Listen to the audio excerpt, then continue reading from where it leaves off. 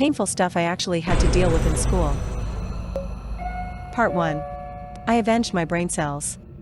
So I was in 5th grade at the time, and I was not super smart at the time. So one day I was in school doing my own business during lunchtime.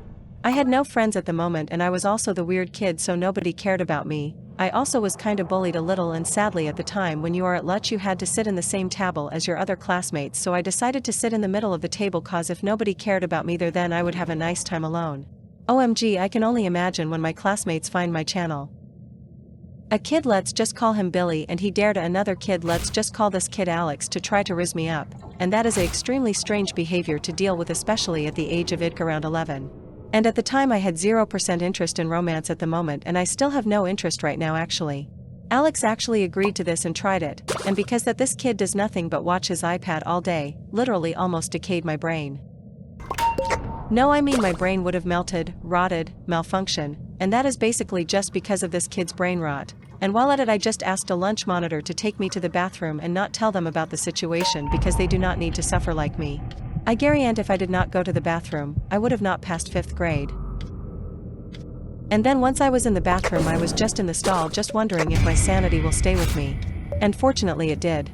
But the peace could just be destroyed so easily by a random adult just telling me that my classmates are gonna leave soon, and I had to leave in a hurry. At the time my brain had at least managed to recover 45% of my brain, so I just sadly went out.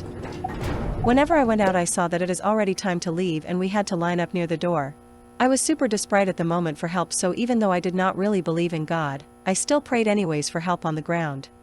Remember back then I was an idiot, so I had no idea that 3 other classes have been seeing me do that. I never realized until I decided to violate one of the rules in school.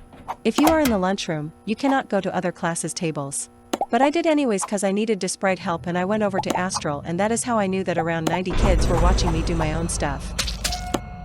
But I also remember I did get my revenge for my lost brain cells that are too dead to return. On the last day of school we could sign each other's shirts, and I asked to sign Alex's shirt. And I wrote on the back of Alex's shirt in big bold letters, "Simp," and I think at the time God had already answered my prayers for help. And I can only imagine his face be like seeing that there is in big bold letters, "Simp." Trust me, he deserved it. The end of a really good ending.